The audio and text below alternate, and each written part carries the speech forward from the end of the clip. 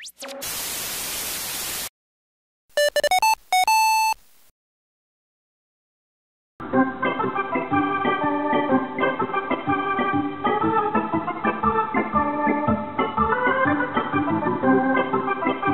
ball.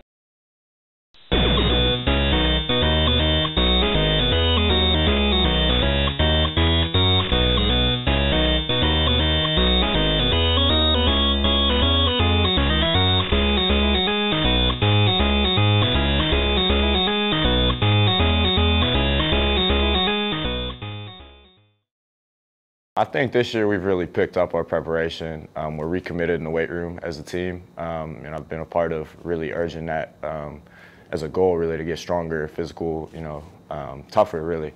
And I think that all comes with being in the weight room. So I'm proud of our guys there. But it's really just no days off this year. We're working every single day, practice or not. We're in the cage, we're lifting, we're doing something. So preparation is definitely up this year. Coach Crum makes that easy. He gives us a lot of freedom. So it's real easy to get guys in there doing stuff. In terms of individually, I just want to do whatever I can do for this team. The goal is to win a championship. That's why I'm here. So whatever that entails, I'll do it. I'm trying to lead from the ground, lead with the guys, and whatever I have to do, I'll do. Things have been really well. Smooth transition. Obviously, know a lot of the guys, recruited majority of them. Getting to know the freshman class and seeing what they're capable of and building that connection.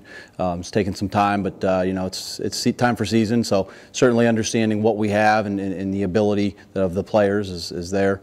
Having been here is definitely a blessing, so I know how things work, so I hit the ground running. There weren't a lot of obstacles in the way. There's been a great energy since I've been back. The adjustment's been easy. He recruited most of us. Most of us had a good relationship with him, prior to him being here again. And he's really allowed us to have a lot of freedom and to take this team in our own hands, especially us seniors and us leaders. He trusts us and we trust him. And it's a relationship really built on accountability and trust, like I've said. And, we're used to playing for him. He knows how to coach us. He knows us personally. We know him personally. It's a lot of give and take, and with that type of relationship, it offers a lot of room to get better, and a lot of room to be honest and direct. So relationships like that, it's easy to play for a guy like that. Type of coach you want to run through a wall for.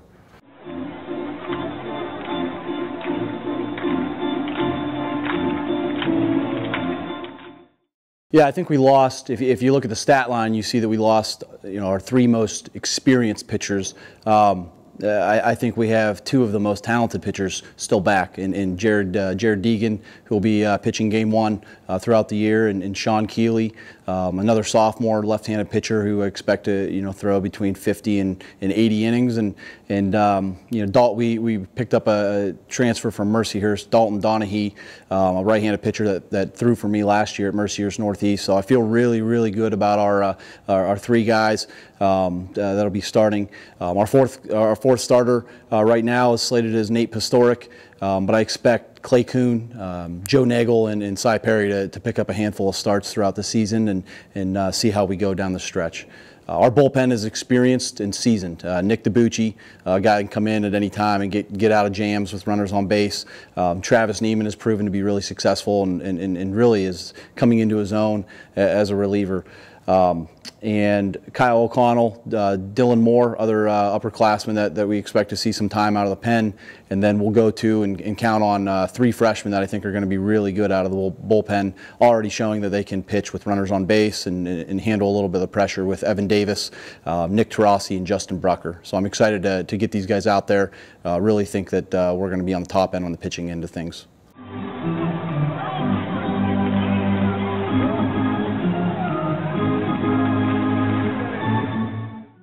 I think right now the play will be third base will be Tommy Cannon, transfer from Mercyhurst Northeast, who I had last year. Tommy will split time at third base and catcher. Our shortstop will be Vinny Carone, who played a lot of third base last year. Also Austin Bristol will be working off an injury and coming back hopefully by the time we get back from Arizona. Second baseman will be Ethan Pollock, who's been a 2-year center fielder for us. He just provides, we're able to get another quality bat in the lineup by bringing him back, and that's his natural position, was infield. And then senior Tyler Wagner, who will bat in the middle of the order and expect a lot of power numbers from. We also got a transfer bat that plays first base, Austin Tisch, that we expect a lot of things from. He brings, last year as a freshman, had 50 hits, so he brings a lot of offense and experience to our already deep bench. So I'm expect him to be in the mix late in the season. Other guys that'll be playing quite a bit of infield is Luke Chutko, freshman, Ronnie Del Duca, and Tyler Hedich, Shane Fiorentini will both get some time at first base. So we just got a lot of athletes. We're just finding a way to make sure that they can get in, be successful defensively, because we really trust them offensively.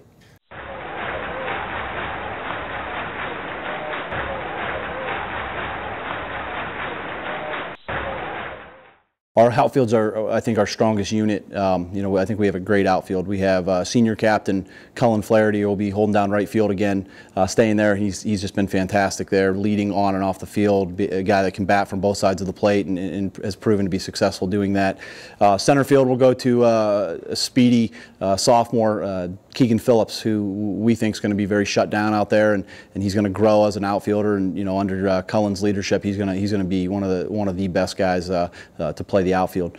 Left field is going to be an assortment of Max Sessions, Dan Bonnet, Noah Shannon, all seniors, and we also have two sophomores that are going to see quite a bit of time late in games with Andrew Vincent and Brett Kelly, who provide a lot of depth and quality defense off the bench.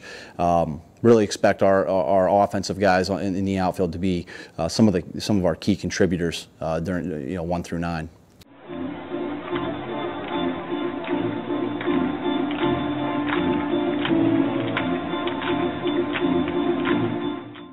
Pat was he's a tough guy to replace. He was just a good field general. He saw the field well, managed game well. I don't think we're going to lose a beat going to Brandon Pouch.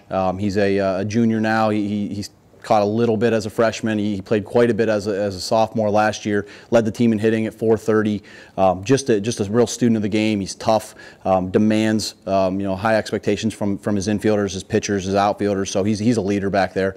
He'll be splitting time with Tommy Cannon, who will be at third base. Likely Pouch game 1. And Tommy Cannon game 2, game 3 likely. If we played a 4-game series, it'll probably back to Pouch, but he'll stay in the lineup. Just provides a left-handed stick that is very steady. Expect them to hold the run game down, manage our pitching staff well. They're both leaders, both great people, and they lead by example. So I have no question that they're going to do well. Luke Chutko, freshman, will also see some time back there. Just very athletic. He's going to play third. He's going to play second. He's going to play where we need him to play. His bat's going to stay in the lineup. He's just proven to be a guy we're going to count on often.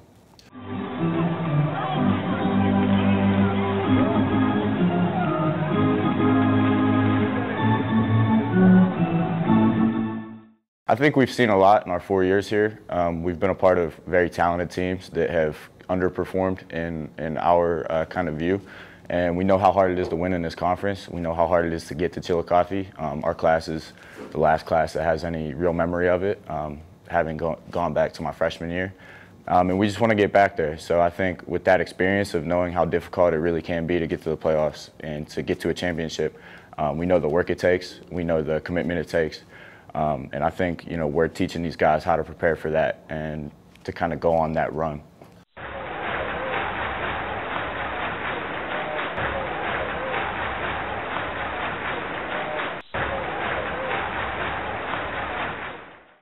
We go to Wabash end of March. NCAC is tough. It's a tough conference. We're lucky and fortunate to play quality teams every Wednesday and every Saturday. So it's going to prepare us down the stretch. Interested to see how the new conference setup works, playing doubleheaders Wednesday, doubleheaders Saturday against every team in the conference. I personally like it. I think it's going to give us the best opportunity to create a competitive 4-team conference tournament in May. I think we should be in the top tier there, and we're definitely going to prepare that way.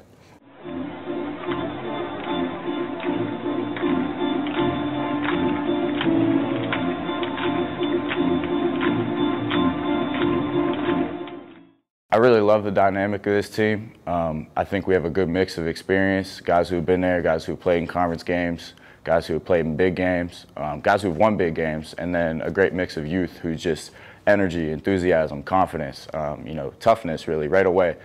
Type of guys who can come into a lineup and impact it right away. They're not going to wait around. And they know, with a team with this type of depth, you can't afford to wait around. There's a lot of guys who can swing it, a lot of guys who want to play, a lot of guys who want to start. So I think that kind of competitiveness within our team is going to continue to drive us. It's going to not allow any guys to get complacent. We all know that if we're not playing well, somebody wants our job. And I think that type of dynamic is great for a team. It fuels players. These guys are tough. If anything, if I had to define them, they're tough, they're resilient, they work really hard. I expect to be, the goal is always, win a conference championship.